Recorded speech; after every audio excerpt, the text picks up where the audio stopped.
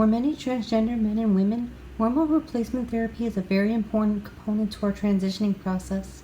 It is the most effective treatment that allows us to develop physical traits aligned with our gender identity. This is a very new approach to medical practices and widely gained the most success in treating patients with gender dysphoria. Let me explain. Hormone replacement therapy uses two key sex hormones, testosterone and estrogen, slang for T and E in the trans community. Now, trans women will also need to take another prescription called anti-androgen. It is a testosterone blocker because T likes to bully the other hormones. Hey, I love being a jerk! Testosterone is a very aggressive hormone because it is considered an anabolic steroid, which is why it is often regulated for over-the-counter use. Testosterone. Now, if you're looking to get hormone treatment, book your appointment now! Because I am currently waitlisted for 6 months just to get an appointment. The problem is there isn't many places to go for transgender care. I called every heart specialist in my area and they were like, "Sorry, we do not start people on heart. We only provide services for patients already taking hormones." They were like, "Some people may cancel their appointments, so please be patient and you'll hear from us very, very soon." But it feels like forever and I panic sometimes. Now, when you finally do get your appointment, you will meet with a gender specialist your first week. You will then meet with a social worker for counseling and tutoring on gender development and preparation for your new hormones. But before we get there, you will need to take a physical exam, a medical exam, and a blood test for a health screening to see if you qualify to use HRT. The next week, you'll be reviewing your results with a medical provider, along with your prescription for the appropriate dosage. How would you like your hormones?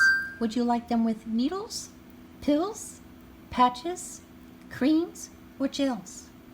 Checkups will be every 3 months for the first year. After that, expect 1 to 2 checkups every year. Now, your insurance may not cover this. Most private insurance plans don't actually. They may cover for just the appointment. So, be prepared to spend like hundreds of dollars on just the appointments. You could be spending like another 100 on your hormones too. Now, when you finally do obtain your medication, let me tell you, remember puberty?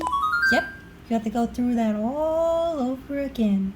That's right, get ready to go back to being a moody teenager and going through these changes again. What's amazing is that changes begin very quick. In 1 month, you will notice a difference to your sex drive.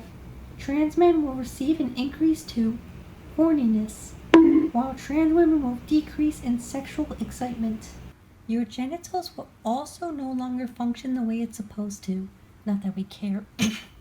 Trans men will now be at risk for male pattern baldness, while trans women no longer have to worry about hair loss.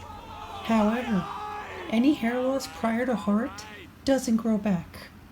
It's a cruel world. In 3 months, changes will begin to be more visible. Trans women's skin softens and decreases in oils, while trans men will get oily and acne like a teenage boy. This is when the pitch of your voice begins to deepen into manhood, which is irreversible and requires trans women to do voice therapy. I've been practicing. I used to sound like this. Yay! Yay! I am Fluttershy. Twilight! Angel, no! Fat will be properly distributed throughout the body. This is when trans women would develop breasts, which are irreversible and require trans men to get top surgery. Trans women's muscle mass will decrease in size, while trans men's strength and muscle mass will increase. They will also grow body hair and facial hair, while trans women's hair thinnens and decreases body hair growth. Now back to the sex drive. Trans women's genitalia will decrease in size, while trans men's enlarges from inflammation, and all these changes should be complete in about 6 to 9 months. Now the risks.